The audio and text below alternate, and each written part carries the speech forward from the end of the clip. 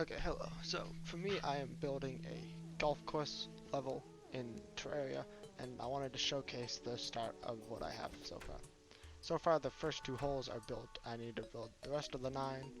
So, the player spawns in, they will spawn here in front of a sign that says welcome, and telling the player that there are signs at holes that tell them information, either relating to the hole or relating to other things. Next to it's another sign that says, please take one of each items from the chest below. There will be no driver for the course, so you are not missing when it is intentional.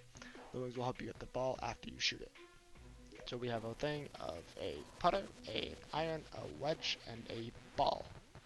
Then we also have a chest with wings that the player can choose from which one they want. For me, I use gems because I think they look the best. So if we take the teleporter over to the by the way, you can see there is a network. I'm going to have wires leading to each of the other teleporters in order to bring the player to the specific holes. The first hole is actually not that far away. It's just right over here on the map. So you don't actually move that far. You're going to be shooting over the house, as labeled by the arrow. I do need to fix this so it actually says hole 1 here on top of the par 3. And I was going to put this on the bottom of the sign. The painted arrow is pointing up to this other arrow, and if you want you can scout out the hole first, so by the time you get to the next painted arrow you should be able to follow it and find the next one, which will lead you right over to this hole.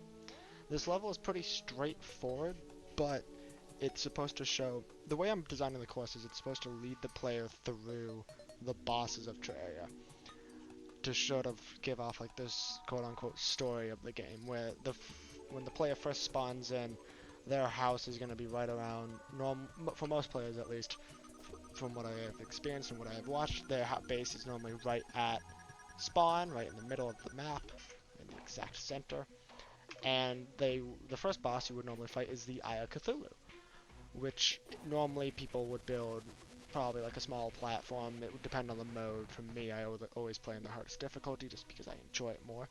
So we build out this platform here that you'd normally fight the boss. The thing with the golf balls is they cannot go down through the platforms, they can only go up. Technically, if you also hit it on this if you hit it on like this edge side right here, it would hit it and bounce off. So normally you want the ball to come in. You either want it to come down onto this, but you don't want it to have enough bounce to come up here. I can just show it off real quickly. It's not the hardest. So normally, like, see, you can click and you would pull it up. Normally it's like there wouldn't be a golf ball here, but you would click and put down. You can get a line with power. Okay, so let's try that. Your camera will actually follow the ball for you to use. So that's not bad.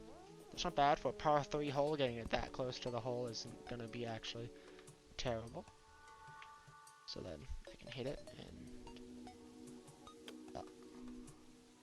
Would you look at that? I sunk the ball in 2 strokes. Ta-da! I did it. I've been doing these. I am going to put down a disclaimer. I am going to make it so that every single hole in the course can be done in a hole-in-one, so that there's the possibility of getting the perfect game. So far, the first and the second level, I have already managed to do that on. I made a video showing it off. I just have to take that video and post it someplace where people can find it. I've realized I don't want it to hit the torch, because if it hits the torch, it will disable the light. So if we go to hole 2, we're now in this underground corruption. If you look, the wire goes up, it goes all the way over there. Oh, I forgot to set my enemy spawn rate to 0. I meant to do that.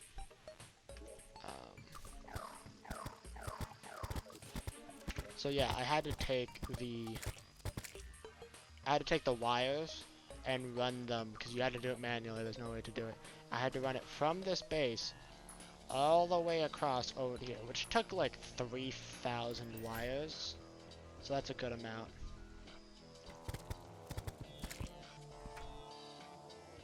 Okay. So you'd come in here, so my arm is gonna... you could come to the teleporter and it would be hole 2. The sign would tell you it's the hole 2, par 3, and a tip for it is that you can bounce the ball off of everything. Everything is bounceable. But you come in here and it's like, pull out the driver. How do I want to, and it would show you all the angles. My favorite way to do it is bouncing it off the back door because you can. The further the mouse away, as you can see from the bar, the stronger the shot actually will be.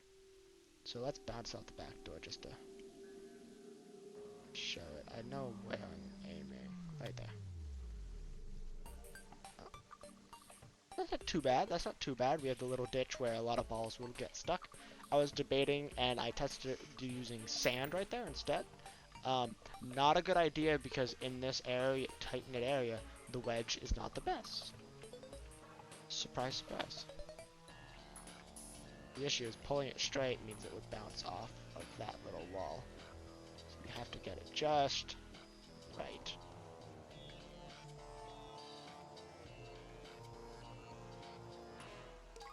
Ta-da! It is possible to get the ball stuck down on that little side ledge. Another way you can do it is you can get the ball to ricochet up into this little area where there's enough room for the ball to come down and... Okay, I can't go out that direction, but that's the other thing. This whole entire area is able to... Right here, you can't walk out, but if your ball can't get stuck there because it's the sloped surface. Anywhere that the ball would be able to be stuck up here, you can go. These demon altars, as people who play the game might know, are not collidable, so the ball will not bounce off of them. Basically, everything else is these little things they don't. Yeah, so far that's set up. I did sort of dig out this hole partially myself, partially didn't. It was natural, but I reformed a bunch of it to make it look natural using the blocks, and I built the room.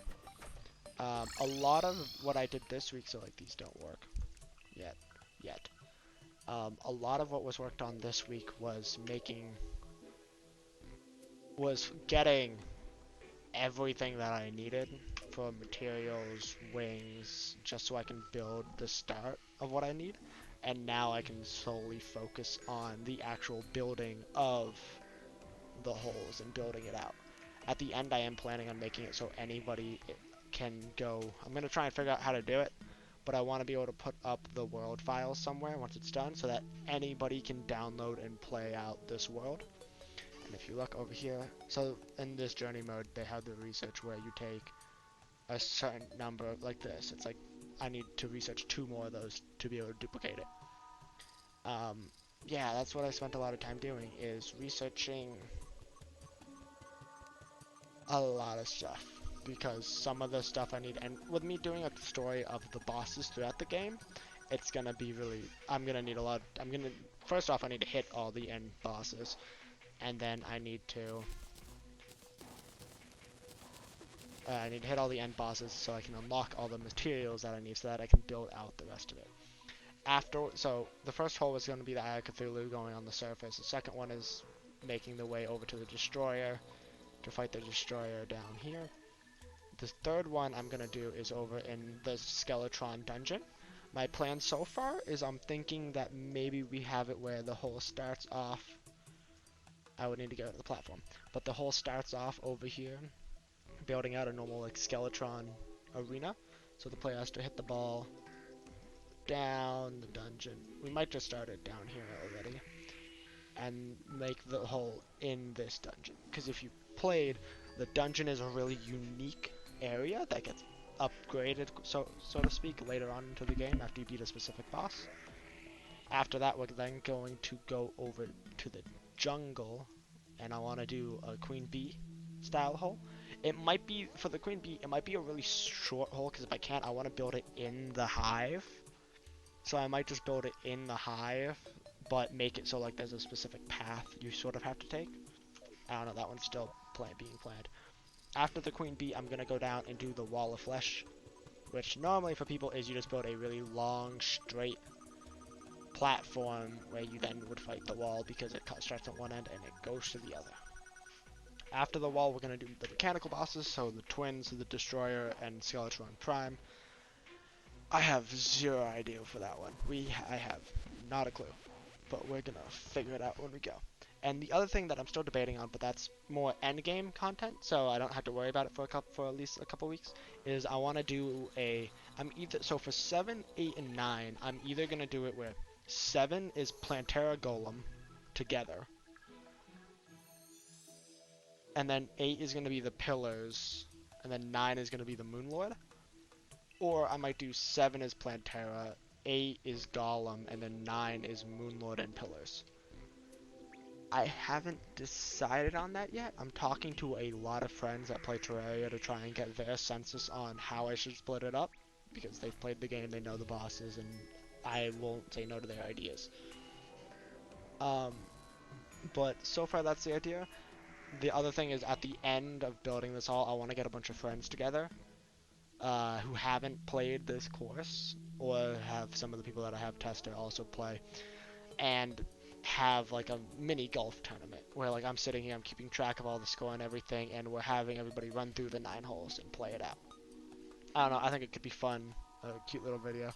And then I'm going to post the link of wherever people can go to download the scores, because I want to be able to make it out to the public so that anybody will be able to do it.